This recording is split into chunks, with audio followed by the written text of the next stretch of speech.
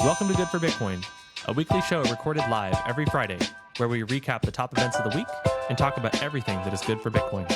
If it's built on Bitcoin, then it's good for Bitcoin. Let's get started.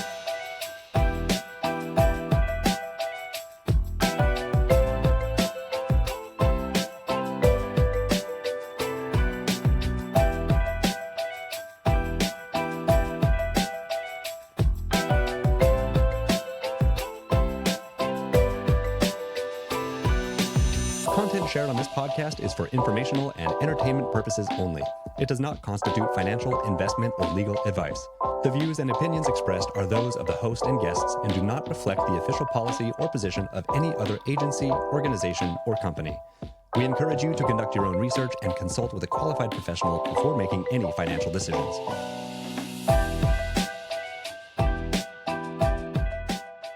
Well, hello, everybody. Happy Thursday. Welcome to Good for Bitcoin, your weekly pulse on Bitcoin innovation.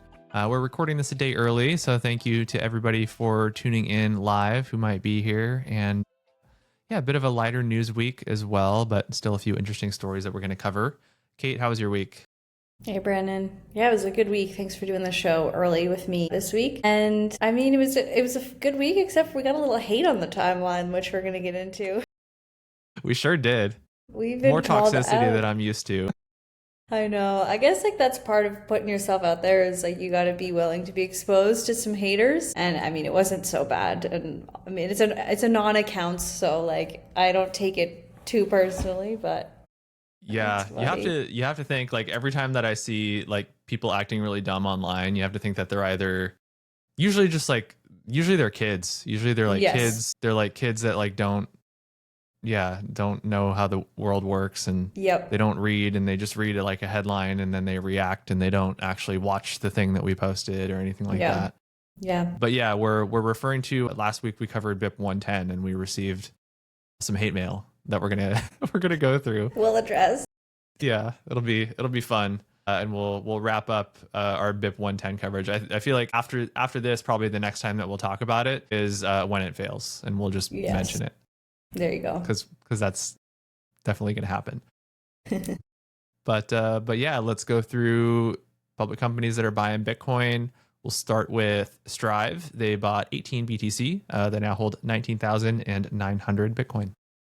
Nice. Then we have OranjeBTC. They bought 8 in total, and they now hold 3,912.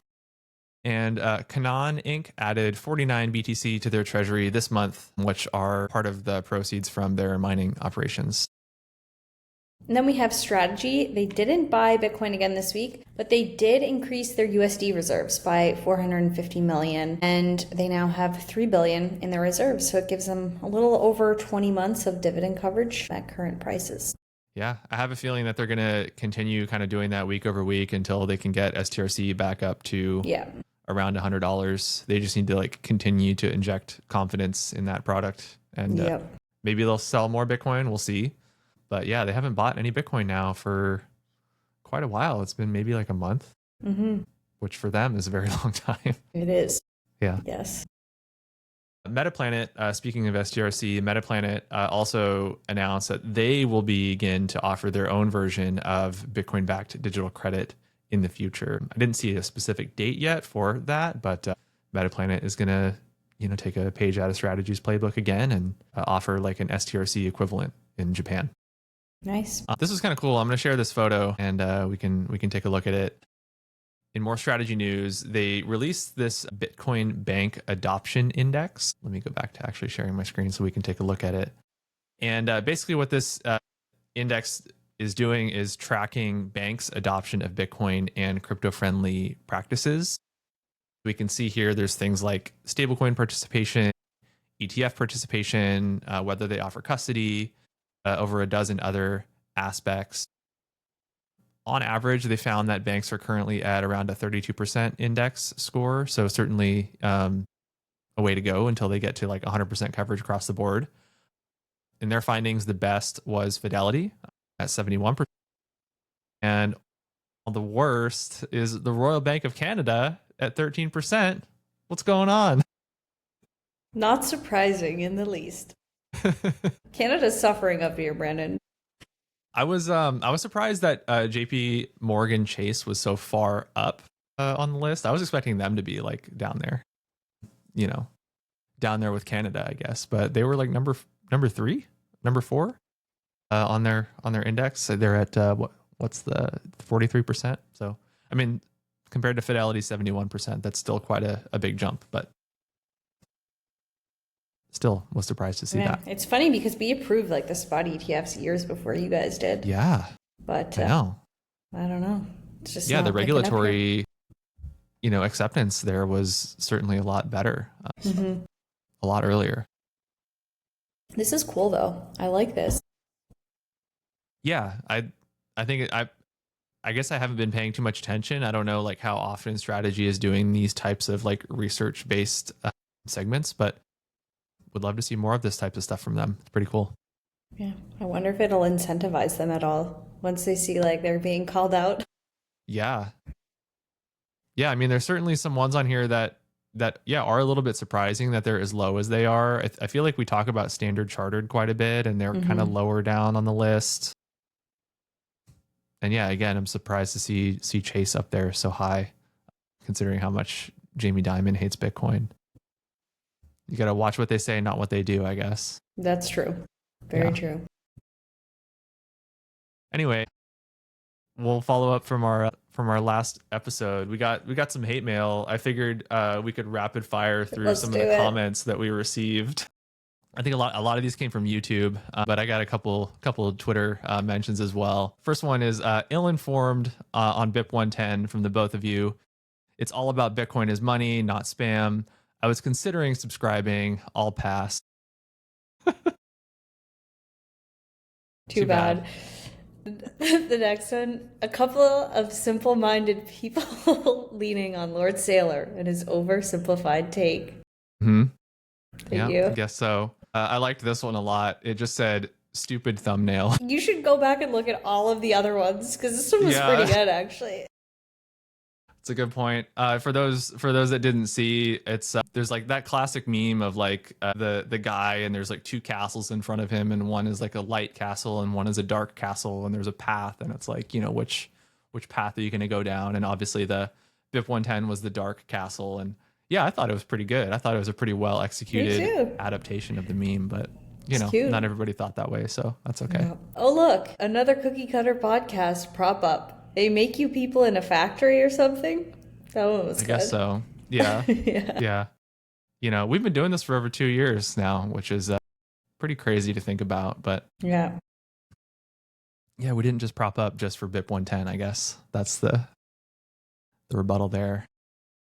I mean, yeah, we talked about it up front on last week's episode. Like, part of the reason that we avoided covering BIP 110 was because there is so much controversy that it's like, the conversation is just not productive, and it's just not like worth covering in a lot of cases. But I did figure it was at least, the time for the fork is coming up pretty soon, and I felt that like we should probably talk about it. Yeah. But I think we gave it like a pretty fair shot, like we read straight up portions from the actual BIP. Like we can disagree on the implementation, but I think we gave it a pretty fair shot. But yeah, I don't know.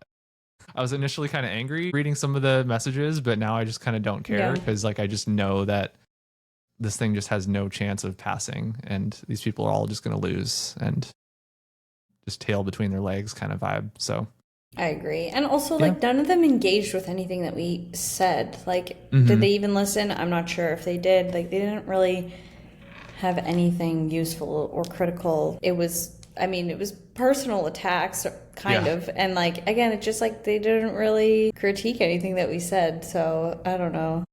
Yeah. As quickly as it goes for me. Yeah. Thanks to the haters. Thanks for the engagement. It was our most streamed podcast since May. That's literally was the title of like the episode last week, was if we talk about what BIP 110, will you tune in? So I guess the answer was yes. Nice. Anyway, we'll talk about BIP 110 one more time when it fails in a few weeks, but that's probably all for now. Yeah. Yeah.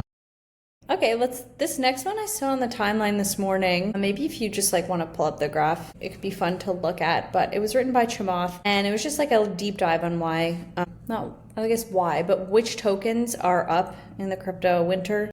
And it's really only one category of tokens. So if you look at the chart, you can see like everything is down this year. Bitcoin was down 40%, Ethereum was down 30%, coins, DeFi, they're all in the red, except for the one on the right. And as you can see, this is privacy coins.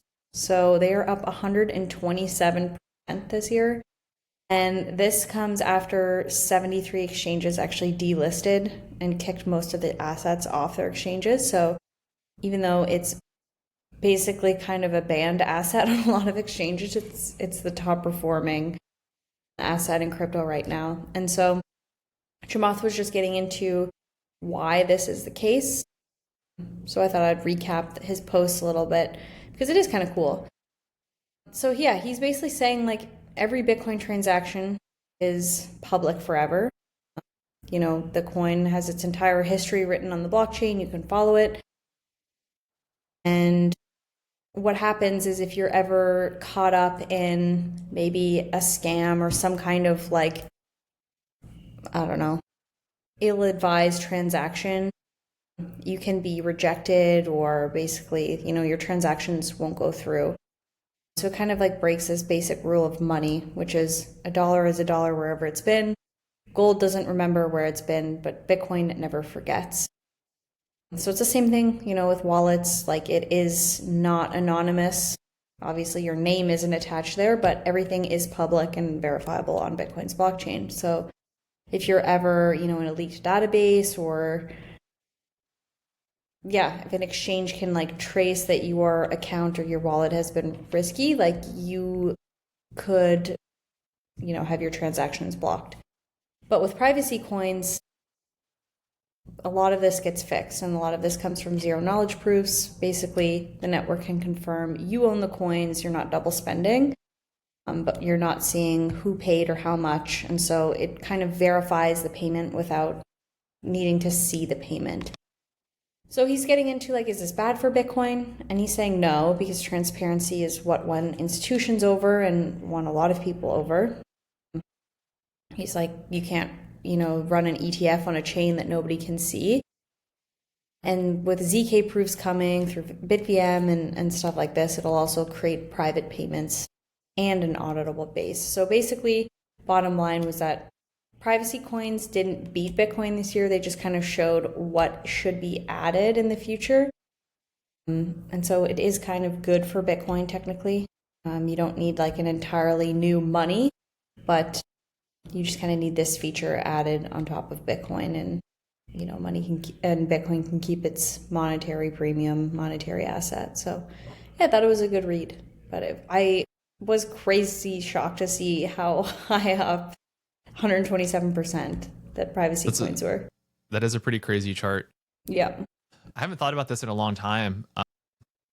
And this article kind of reminded me of it. Back when I used to work at BlockFi, so this was like 2020.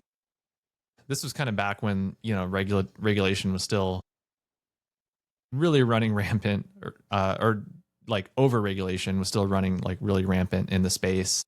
And I remember, because I was like doing socials for BlockFi, you know, I would see people DMing us, like looking for support, saying that like, oh, like my account got flagged because, you know, maybe I was transacting with this other person that used like a mixing service, and then their account had gotten like flagged as a result of that. And it just reminded me of that fact. Like, even if you weren't necessarily, I mean, I was taking them for their word. Maybe they were actually the one that like used it and, you know, you weren't supposed to at the time. Yeah. But like, yeah, even if, you know, your friend, you know, used like a mixing service, or maybe your friend like transacted with North Korea or something. I don't know. I'm trying to think of a really extreme example. You know, even though it wasn't you, the fact that you are associated with, you know, these other wallet addresses put you on a list as well. So yeah, it just reminded me of that. I haven't thought about that in a long time. It's pretty crazy how far we've come with that type of stuff. I feel like I don't hear stories of that nearly as much as I used to. No, certainly not. But Yeah. yeah. I guess I can take the next one. Yes. It turns out Vibe Watch might be good for Bitcoin. I don't really talk about Vibe Watch on the show too much. I don't really like to do like a ton of self promotion, but I think I did talk about it when I first announced it publicly, and it's been, just something that I've continued to work on ever since. And the really exciting thing is I've secured a $10,000 grant from the Stacks endowment to create this Stacks sentiment index. So first, what is Vibe Watch? Vibe Watch is a community intelligence tool for Web3 teams. So I've been working in the social media and community space in crypto for over 5 years now, almost 6 years. And it's something that I've kind of been building. This Vibe Watch tool is something that I've been building since the beginning of this year, after wishing that I had a tool like this. For all the different social media tools that I've used in the past, they all have just fallen short on many things related to crypto. A few of them are like the fact that most of them don't support like Telegram, most of them don't support Discord, like most of them don't support the native tools that we use in crypto. And a lot of them treat like any conversation about crypto as spam, which is like obviously not helpful if you're a crypto company. So a lot of like the tools for filtering out spam just don't work if you are a crypto company, which is super frustrating because in crypto, we get a lot of spam, right? And that basically filters out all of the legitimate conversation that's happening in the space. So I've tried all these tools. Yeah, none of them have understood my brand or my community. So it just meant like a ton of sifting through noise and spam, trying to find actual messages. And usually that meant just not using any tools and just using the native platforms and having to do that. And on the other side, it was also difficult to take kind of my own like internal knowledge and internal understanding of like how the community was feeling, and on like a very consistent basis, on like a weekly basis, taking those feelings and distilling them into like a report that the rest of like my team could read and would actually want to read and appreciate reading, and not just focusing on like vanity metrics like impressions, which are so easily gamed. So also the reports aspect was a big thing that I was looking to solve for. So Vibe Watch does those things. But what this grant is paying for is a few things. For one, it's giving basically free Vibe Watch subscriptions to everyone in the Stacks ecosystem. So if you represent a brand in the Stacks ecosystem, whether it's a meme coin, a DeFi project, like whatever, send me a DM. I have a free subscription for you. We have 30 that are budgeted, but I'll probably end up allocating more just to ensure that we have full coverage. And also wanted to shout out the companies that have been early and quick to get on board with doing this. So Official, Stacks, also JingSwap, Hermetica, and BitFlow.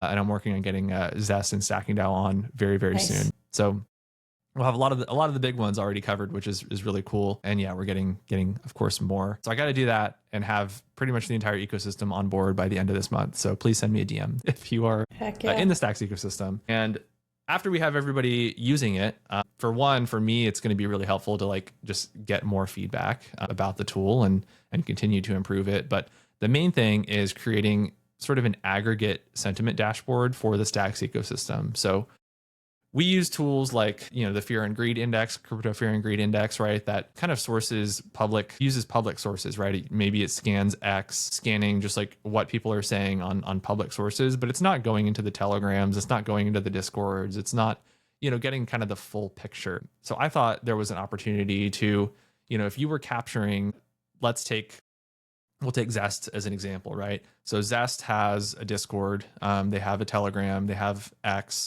If you are, not capturing their Telegram and their Discord, you're only capturing like, a third of the conversation that's happening in their community. So all of these tools, all of these sentiment tools are doing just that, right? They're not really giving you the full picture, the full story of what the community is saying, how the community is feeling. And I think Vibe Watch has that opportunity to potentially offer like certain APIs, like sentiment APIs and stuff in the future. And this is the test is can we do this for the Stacks ecosystem? So that's phase 2, is to create this aggregate sentiment dashboard for the ecosystem that anybody will be able to go on and access and see what is the health of the community, what is the health of the ecosystem.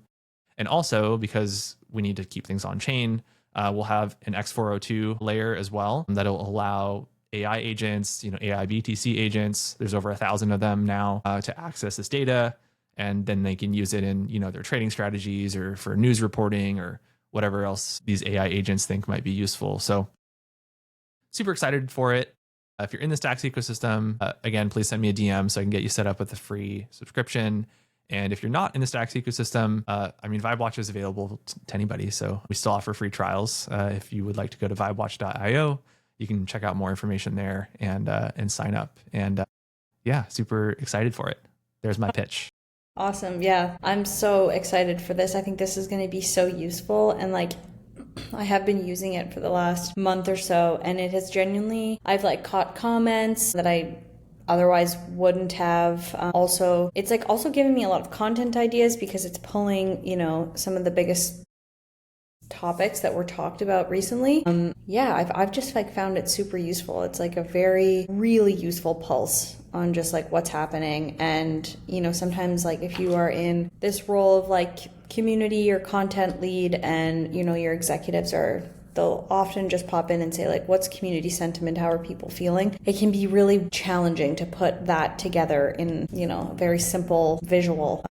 And so this has been very useful because we've been launching a lot of things, and there's just been some comments and feedback that have been caught through your dashboard that I've been able to flag and escalate and make a move on. So very cool. I'm super proud of you. This is such a cool tool that you've built, and it's going to be awesome to have you more integrated into the ecosystem again. Thank you. Couldn't have asked for a better testimonial. Clip that. You have to just clip that and put it on the website. Thank you. That's super nice.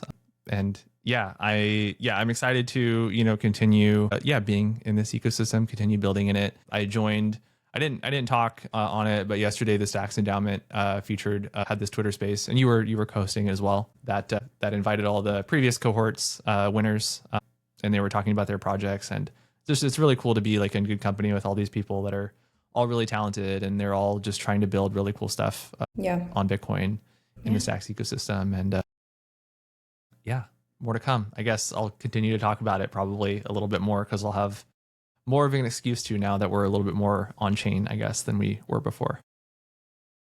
Awesome.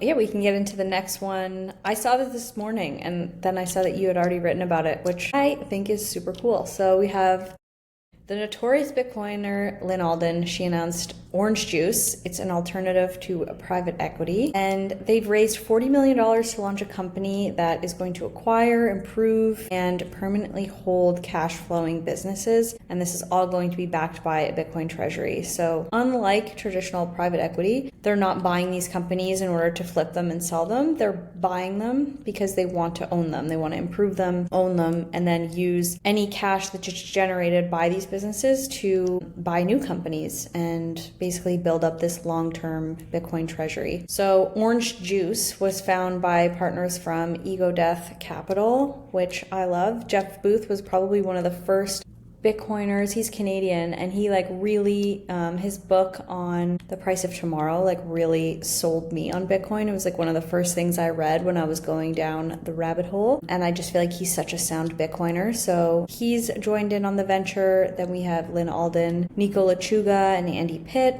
along with Adrian Steckel, Ruben Zweibon as operating partner, Ricardo Salinas. He's a Mexican founder and chairman of Grupo Salinas, and is also an anchor investor. So pretty cool. It is pretty cool. Lots of big names behind this.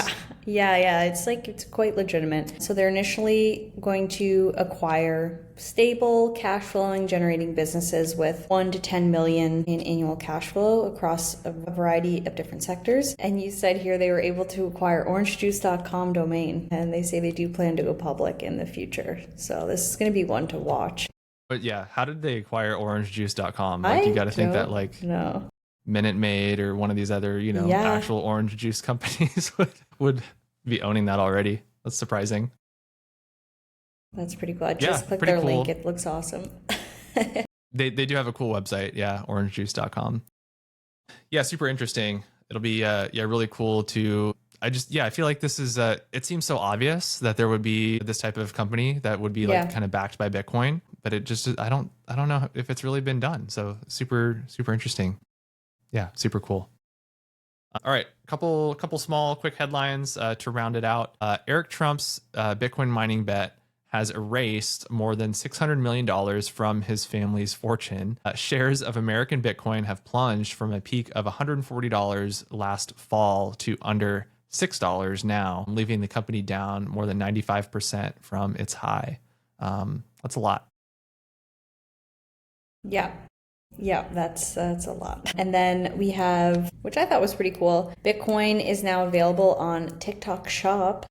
Wow. Never thought I would say that, but Fold is selling e-gift cards through TikTok Shop, basically allowing users to buy Bitcoin in denominations ranging from $25 to $500. And they can be purchased with pretty much any major payment methods. So pretty cool. I don't know if anyone's going to go on TikTok Shop and buy Bitcoin, but you can now.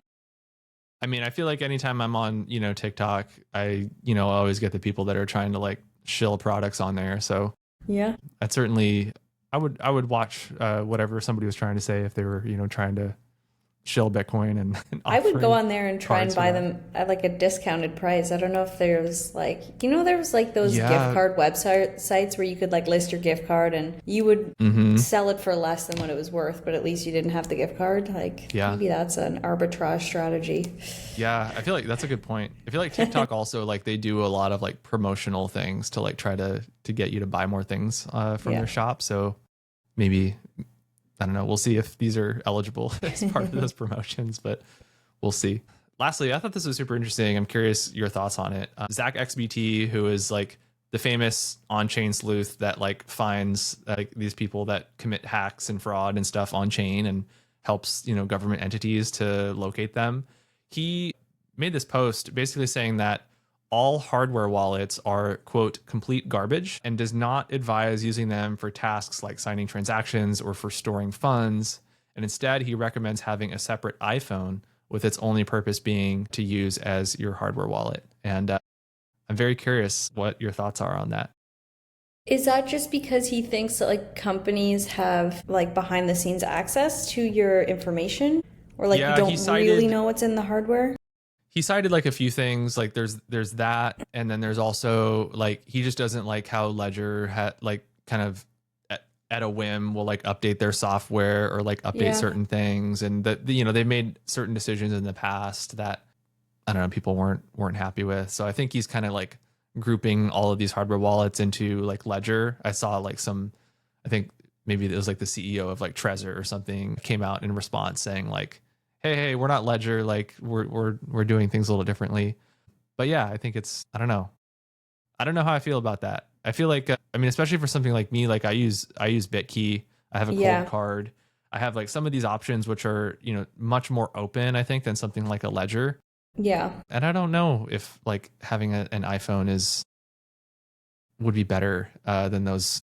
I don't think so either. Devices. There's like something about that like goes off in my head is like, I don't necessarily agree with that. Like I would probably have more confidence and trust in, I could maybe understand the Ledger piece. I mean, I feel like they've had some, I don't know, some like PR stories that like weren't amazing, but there are a lot of great companies that like are producing super sound hardware. And I just feel like looping all of them in together as one is not super well thought through, which is, kind of an interesting take from him because he goes super into the details on everything. But I don't know that I agree with that. Yeah, I'll use like cold card as like a very extreme example. Yes. I don't know how familiar you are with that one. I have one. Yeah.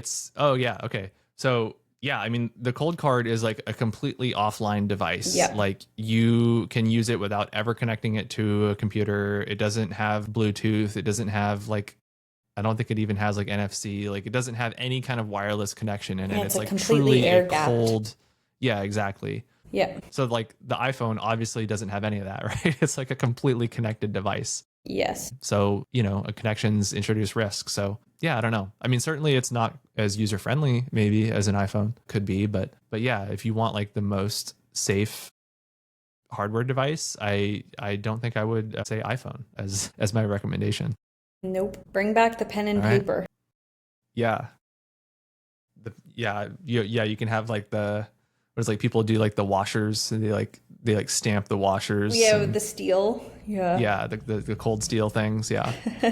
Yeah, those are good. Those are cool. Yeah. Okay. Thank you. I think that wraps up the week. Thank you everybody for tuning in. We will see you, I think next Friday we'll be on at the regular time. Thanks everybody for tuning in early today, and yeah, have a good weekend. Awesome. See you guys.